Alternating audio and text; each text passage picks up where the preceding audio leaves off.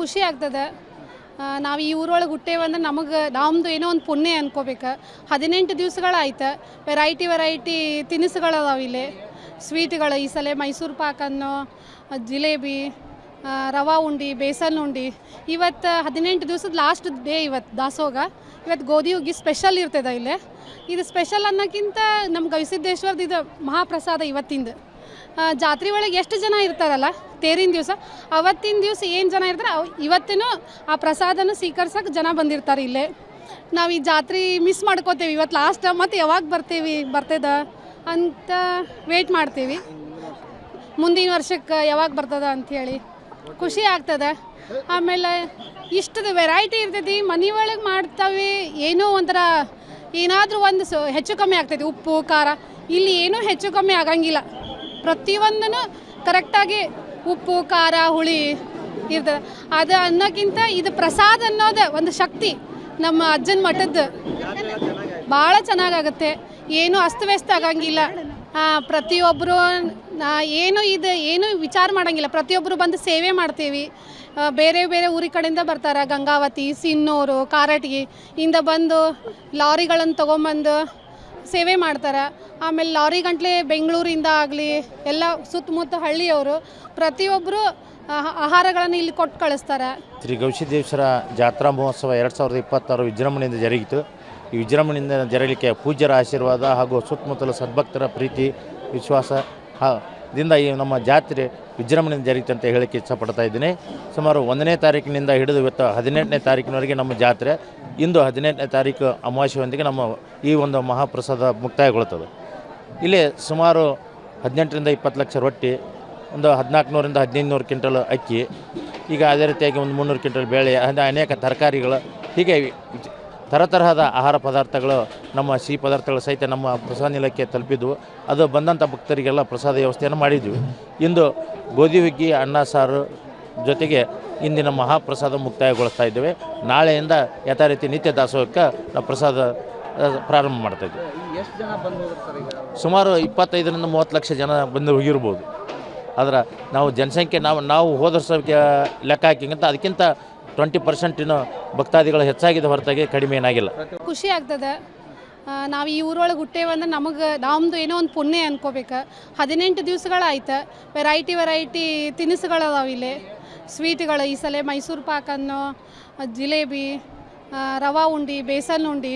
ಇವತ್ತು 18 ದಿವಸದ last day. ಇವತ್ತು ದಾಸೋಗ. ಇವತ್ತು ಗೋಧಿ ಹುಗ್ಗಿ ಸ್ಪೆಷಲ್ ಇರ್ತದೆ ಇಲ್ಲಿ. ಇದು ಸ್ಪೆಷಲ್ ಅನ್ನೋಕ್ಕಿಂತ ನಮ್ಮ ಗವಿಸಿದ್ದೇಶ್ವರದ ಇದು ಮಹಾಪ್ರಸಾದ ಇವತ್ತಿಂದು. ಜಾತ್ರೆ ಒಳಗೆ ಎಷ್ಟು ಜನ ಇರ್ತಾರಲ್ಲ ತೇರಿನ ದಿವಸ, ಅವತ್ತಿನ ದಿವಸ ಏನು ಜನ ಇರ್ತಾರೆ ಇವತ್ತಿನೂ ಆ ಪ್ರಸಾದನ ಸ್ವೀಕರಿಸೋಕೆ ಜನ ಬಂದಿರ್ತಾರೆ ಇಲ್ಲೇ. ನಾವು ಈ ಜಾತ್ರೆ ಮಿಸ್ ಮಾಡ್ಕೋತೇವೆ ಇವತ್ತು ಲಾಸ್ಟ್. ಮತ್ತು ಯಾವಾಗ ಬರ್ತದ ಅಂತ ವೇಟ್ ಮಾಡ್ತೀವಿ. ಮುಂದಿನ ವರ್ಷಕ್ಕೆ ಯಾವಾಗ ಬರ್ತದ ಅಂಥೇಳಿ ಖುಷಿ ಆಗ್ತದೆ. ಆಮೇಲೆ ಇಷ್ಟದ ವೆರೈಟಿ ಇರ್ತೈತಿ. ಮನೆ ಒಳಗೆ ಮಾಡ್ತಾವೆ. ಏನೋ ಒಂಥರ ಏನಾದರೂ ಒಂದು ಹೆಚ್ಚು ಕಮ್ಮಿ ಆಗ್ತೈತಿ. ಉಪ್ಪು ಖಾರ ಇಲ್ಲಿ ಏನೂ ಹೆಚ್ಚು ಕಮ್ಮಿ ಆಗಂಗಿಲ್ಲ. ಪ್ರತಿಯೊಂದೂ ಕರೆಕ್ಟಾಗಿ ಉಪ್ಪು ಖಾರ ಹುಳಿ ಇರ್ತದೆ. ಅದು ಅನ್ನೋಕ್ಕಿಂತ ಇದು ಪ್ರಸಾದ ಅನ್ನೋದು ಒಂದು ಶಕ್ತಿ ನಮ್ಮ ಅಜ್ಜನ ಮಠದ್ದು. ಭಾಳ ಚೆನ್ನಾಗಾಗುತ್ತೆ. ಏನೂ ಅಸ್ತವ್ಯಸ್ತ ಆಗಂಗಿಲ್ಲ. ಪ್ರತಿಯೊಬ್ಬರು ಏನು ವಿಚಾರ ಮಾಡೋಂಗಿಲ್ಲ. ಪ್ರತಿಯೊಬ್ಬರು ಬಂದು ಸೇವೆ ಮಾಡ್ತೀವಿ. ಬೇರೆ ಬೇರೆ ಊರಿ ಕಡೆಯಿಂದ ಬರ್ತಾರೆ. ಗಂಗಾವತಿ, ಸಿನ್ನೂರು, ಕಾರಟಗಿ ಇಂದ ಬಂದು ಲಾರಿಗಳನ್ನು ತೊಗೊಂಬಂದು ಸೇವೆ ಮಾಡ್ತಾರೆ. ಆಮೇಲೆ ಲಾರಿ ಗಂಟ್ಲೆ ಬೆಂಗಳೂರಿಂದ ಆಗಲಿ ಎಲ್ಲ ಸುತ್ತಮುತ್ತ ಹಳ್ಳಿಯವರು ಪ್ರತಿಯೊಬ್ಬರು ಆಹಾರಗಳನ್ನು ಇಲ್ಲಿ ಕೊಟ್ಟು ಕಳಿಸ್ತಾರೆ. ಶ್ರೀ ಗವಿಸಿದ್ದೇಶ್ವರ ಜಾತ್ರಾ ಮಹೋತ್ಸವ 2026 ವಿಜೃಂಭಣೆಯಿಂದ ಜರುಗಿತು. ಈ ವಿಜೃಂಭಣೆಯಿಂದ ಜರಗಲಿಕ್ಕೆ ಪೂಜ್ಯರ ಆಶೀರ್ವಾದ ಹಾಗೂ ಸುತ್ತಮುತ್ತಲ ಸದ್ಭಕ್ತರ ಪ್ರೀತಿ ವಿಶ್ವಾಸ ದಿಂದ ಈ ನಮ್ಮ ಜಾತ್ರೆ ವಿಜೃಂಭಣೆಯಿಂದ ಜರುಗಿತು ಅಂತ ಹೇಳಕ್ಕೆ ಇಷ್ಟಪಡ್ತಾ ಇದ್ದೀನಿ. ಸುಮಾರು 1ನೇ ತಾರೀಕಿನಿಂದ ಹಿಡಿದು ಇವತ್ತು 18ನೇ ತಾರೀಕಿನವರೆಗೆ ನಮ್ಮ ಜಾತ್ರೆ. ಇಂದು 18ನೇ ತಾರೀಕು ಅಮಾವಾಸ್ಯೆಯೊಂದಿಗೆ ನಮ್ಮ ಈ ಒಂದು ಮಹಾಪ್ರಸಾದ ಮುಕ್ತಾಯಗೊಳ್ಳುತ್ತದೆ. ಇಲ್ಲಿ ಸುಮಾರು 18ರಿಂದ 20 ಲಕ್ಷ ರೊಟ್ಟಿ, ಒಂದು 1400ರಿಂದ 1500 ಕ್ವಿಂಟಲ್ ಅಕ್ಕಿ, ಈಗ ಅದೇ ರೀತಿಯಾಗಿ ಒಂದು 300 ಕ್ವಿಂಟಲ್ ಬೇಳೆ, ಅನೇಕ ತರಕಾರಿಗಳು, ಹೀಗೆ ತರತರಹದ ಆಹಾರ ಪದಾರ್ಥಗಳು, ನಮ್ಮ ಸಿಹಿ ಪದಾರ್ಥಗಳು ಸಹಿತ ನಮ್ಮ ಪ್ರಸಾದ ನಿಲಯಕ್ಕೆ ತಲುಪಿದ್ವು. ಅದು ಬಂದಂಥ ಭಕ್ತರಿಗೆಲ್ಲ ಪ್ರಸಾದ ವ್ಯವಸ್ಥೆಯನ್ನು ಮಾಡಿದ್ವಿ. ಇಂದು ಗೋಧಿ ಹುಗ್ಗಿ, ಅನ್ನ ಸಾರು ಜೊತೆಗೆ ಇಂದಿನ ಮಹಾಪ್ರಸಾದ ಮುಕ್ತಾಯಗೊಳಿಸ್ತಾ ಇದ್ದೇವೆ. ನಾಳೆಯಿಂದ ಯಥಾ ರೀತಿ ನಿತ್ಯ ದಾಸೋಹಕ್ಕೆ ನಾವು ಪ್ರಸಾದ ಪ್ರಾರಂಭ ಮಾಡ್ತಾಯಿದ್ವಿ. ಎಷ್ಟು ಜನ ಬಂದು ಸುಮಾರು 25ರಿಂದ 30 ಲಕ್ಷ ಜನ ಬಂದು ಹೋಗಿರ್ಬೋದು. ಆದ್ರೆ ನಾವು ಜನಸಂಖ್ಯೆ ನಾವು ಹೋದ ವರ್ಷಕ್ಕೆ ಲೆಕ್ಕ ಹಾಕಿಂತ ಅದಕ್ಕಿಂತ 20% ಭಕ್ತಾದಿಗಳು ಹೆಚ್ಚಾಗಿದೆ ಹೊರತಾಗಿ ಕಡಿಮೆ ಏನಾಗಿಲ್ಲ. ಖುಷಿ ಆಗ್ತದೆ. ನಾವು ಈ ಊರೊಳಗೆ ಹುಟ್ಟೇವಂದ್ರೆ ನಮ್ಮದು ಏನೋ ಒಂದು ಪುಣ್ಯ ಅನ್ಕೋಬೇಕು. 18 ದಿವಸಗಳಾಯ್ತು.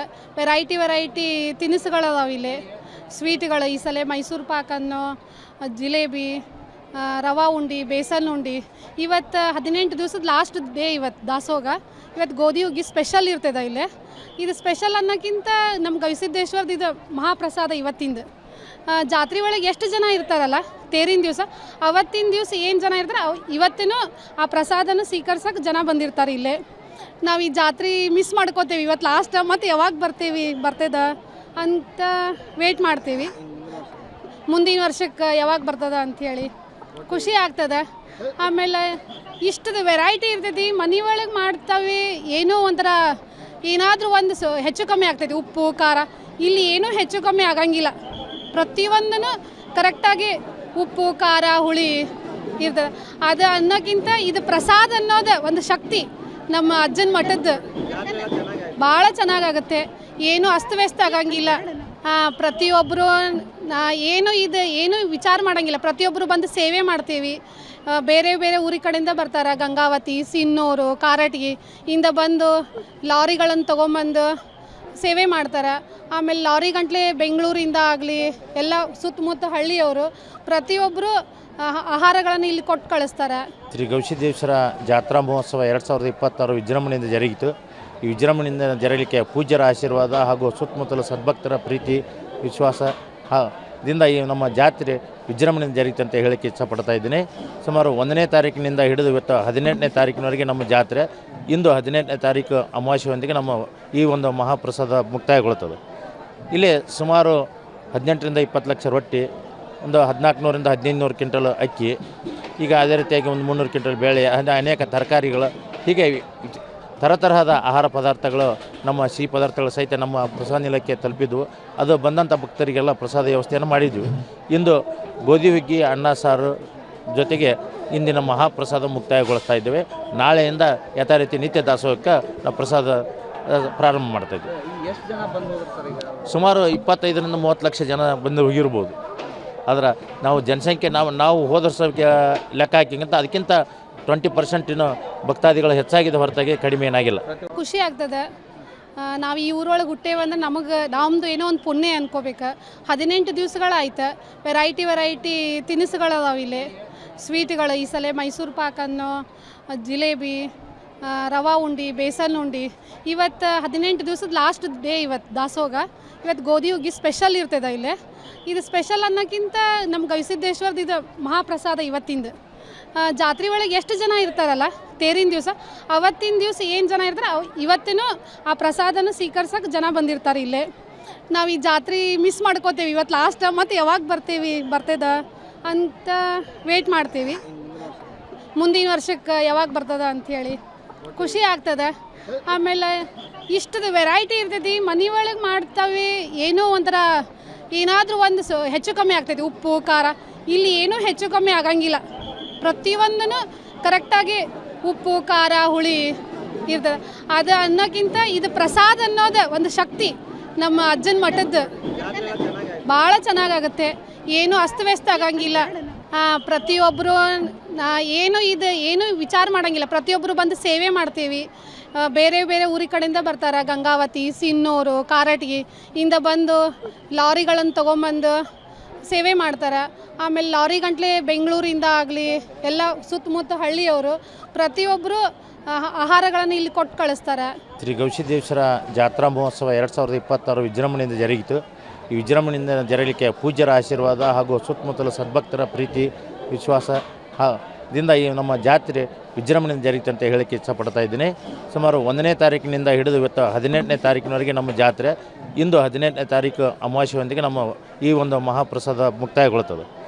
ಇಲ್ಲಿ ಸುಮಾರು 18ರಿಂದ 20 ಲಕ್ಷ ರೊಟ್ಟಿ, ಒಂದು 1400ರಿಂದ 1500 ಕ್ವಿಂಟಲ್ ಅಕ್ಕಿ, ಈಗ ಅದೇ ರೀತಿಯಾಗಿ ಒಂದು 300 ಕ್ವಿಂಟಲ್ ಬೇಳೆ, ಅನೇಕ ತರಕಾರಿಗಳು, ಹೀಗೆ ತರತರಹದ ಆಹಾರ ಪದಾರ್ಥಗಳು, ನಮ್ಮ ಸಿಹಿ ಪದಾರ್ಥಗಳು ಸಹಿತ ನಮ್ಮ ಪ್ರಸಾದ ನಿಲಯಕ್ಕೆ ತಲುಪಿದ್ವು. ಅದು ಬಂದಂಥ ಭಕ್ತರಿಗೆಲ್ಲ ಪ್ರಸಾದ ವ್ಯವಸ್ಥೆಯನ್ನು ಮಾಡಿದ್ವಿ. ಇಂದು ಗೋಧಿ ಹುಗ್ಗಿ, ಅನ್ನ ಸಾರು ಜೊತೆಗೆ ಇಂದಿನ ಮಹಾಪ್ರಸಾದ ಮುಕ್ತಾಯಗೊಳಿಸ್ತಾ ಇದ್ದೇವೆ. ನಾಳೆಯಿಂದ ಯಥಾ ರೀತಿ ನಿತ್ಯ ದಾಸೋಹಕ್ಕೆ ನಾವು ಪ್ರಸಾದ ಪ್ರಾರಂಭ ಮಾಡ್ತಾಯಿದ್ವಿ. ಎಷ್ಟು ಜನ ಬಂದು ಹೋಗಿರ್ತಾರೆ ಈಗ? ಸುಮಾರು 25ರಿಂದ 30 ಲಕ್ಷ ಜನ ಬಂದು ಹೋಗಿರ್ಬೋದು. ಆದರೆ ನಾವು ಜನಸಂಖ್ಯೆ ನಾವು ಹೋದ ವರ್ಷಕ್ಕೆ ಲೆಕ್ಕ ಹಾಕಿಗಿಂತ ಅದಕ್ಕಿಂತ 20% ಭಕ್ತಾದಿಗಳು ಹೆಚ್ಚಾಗಿದೆ ಹೊರತಾಗಿ ಕಡಿಮೆ ಏನಾಗಿಲ್ಲ.